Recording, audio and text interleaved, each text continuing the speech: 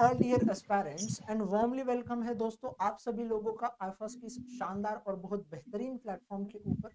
तो दोस्तों as all you know कि गैडबी का 2025 का रिजल्ट कल अनाउंस हो चुका है और उसी के साथ साथ आईएफएस के होनहार मेहनती और शानदार बच्चों ने बहुत ही शानदार और लाजवाब परफॉर्मेंस दिया है इस एग्जाम्स में और उसी के साथ एक बेहतर रैंक के साथ इस एग्जाम को क्वालिफाई किया।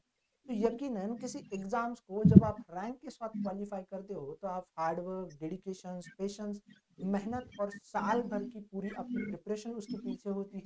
तो जानते हैं आज हमारे साथ जुड़े एक ऐसे कैंडिडेट्स की कहानी क्या रही, किस तरीके से उन्होंने इस एग्जाम्स के लिए प्रिपेयर किया और क्या दिक्कतें आई, क्या पॉजिटिव अप्रोच रहे और हर एक चीज़ को उनके ही थी। तो हेलो, हेलो सर। थोड़ा अपने बारे में बताइए, हमें इंट्रोड्यूस कीजिए। My name is Harshita Pogaya.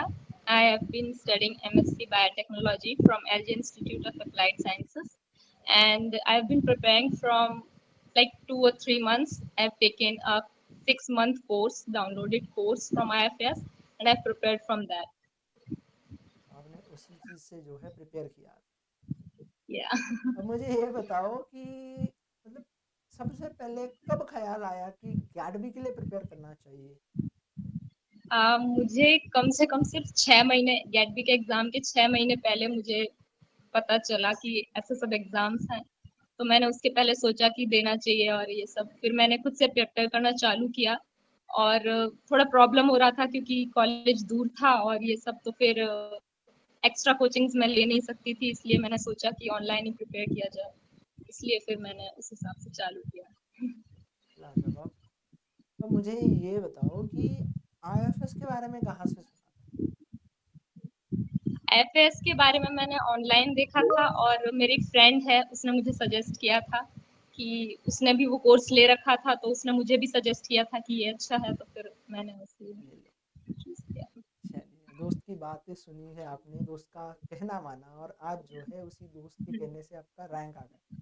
अब उस दोस्त को कुछ कहना चाहोगे, उसको मेंशन करना चाहोगे। I should thank her. उसने भी क्रैक किया है, उसका भी हुआ है आईएफएस से ही। अरे वाह, बहुत अच्छी बात है। मतलब दोनों दोस्त ने जो है इस एग्जाम्स को क्रैक किया है और रैंक के साथ क्रैक किया। अब मुझे ये बताओ कि गैडबी को जब आप प्रिपेयर करना शुरू करते हो तो सबसे पहली दिक्कत होती है सिलेबस, क्योंकि सिलेबस तो एक वास्ट है। और दूसरी दिक्कत होती है कि जनरल एप्टीट्यूड भी है, मतलब मैथमेटिक्स का पोर्शन भी है, फिजिक्स है, केमिस्ट्री है और ऊपर से तीसरी दिक्कत होती है टाइम मैनेजमेंट। तो ये तीनों दिक्कतों को आपने कैसे सॉल्व किया और क्या पूरी ओवरऑल प्रिपरेशन जर्नी रही आपकी। मैंने सिलेबस को सबसे पहले यूनिट वाइज ही चालू किया था, फर्स्ट यूनिट फिर सेकंड यूनिट, और जो 11th 12th का पोर्शन था, मैथमेटिक्स केमिस्ट्री बायोलॉजी जो भी था, तो बायोलॉजी ऑफ कोर्स हम लोगों को हो जाती है, पर केमिस्ट्री और फिजिक्स में प्रॉब्लम आती है, तो वो मैंने सेकेंडरी रखा था और उसको लास्ट मोमेंट पे ही जितना हुआ वो मैंने किया।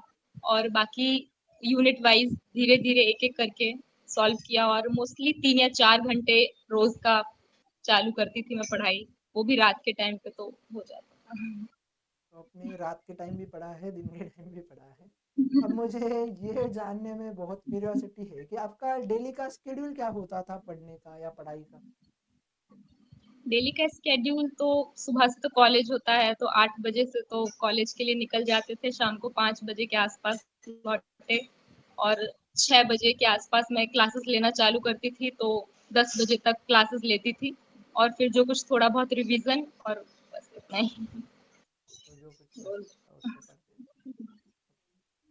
अब मुझे ये बताइए कि डिफरेंट डिफरेंट यूनिट होते हैं सेक्शंस बी में, जैसे कि biochemistry, cell biology, molecular biology, सारे यूनिट। तो उनके लिए प्रिपरेशन में क्या स्ट्रेटजी फॉलो की थी, मतलब क्या अप्रोच यूज की थी।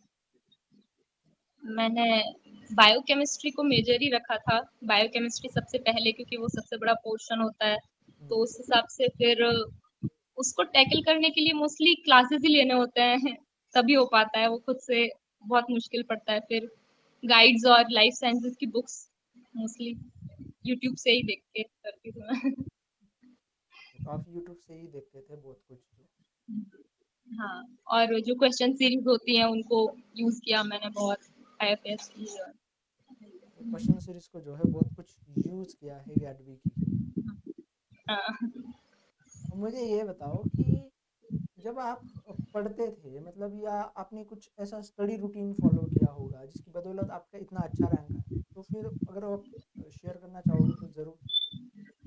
मतलब स्टडी रूटीन तो यही नॉर्मल जो होता है, मैंने 3-4 घंटे रोज़ पढ़ाई की है, बस इतना ही था एक्स्ट्रा, तो कुछ तो स्टडी रूटीन आपने मैंने फॉलो नहीं जब से कोर्स लिया था आईएफएस का तब से 3-4 घंटे जो है रेगुलर पढ़ा है और किया। क्वेश्चन प्रैक्टिस किया है यूट्यूब के थ्रू, ठीक है।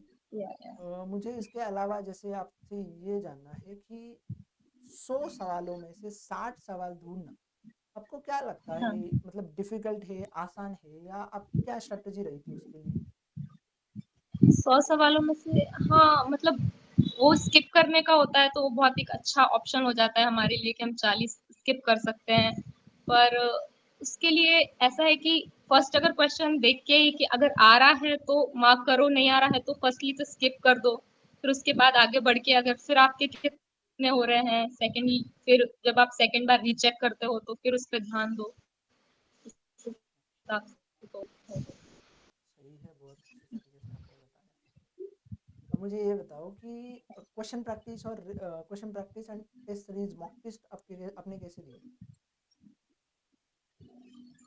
मैंने मॉक टेस्ट लिए थे, 1 रुपी मॉक टेस्ट एक तो होते हैं आईएफएस के, वो भी मैंने यूज़ किए थे और जो हमको दिए होते हैं ऑनलाइन कोर्स में वो भी यूज़ किए थे। और बाकी भी बहुत सारे जो अलग से मॉक टेस्ट खरीदते हैं या बुक्स में होते हैं वो भी यूज़ किए थे मैंने, कुछ लगाए थे।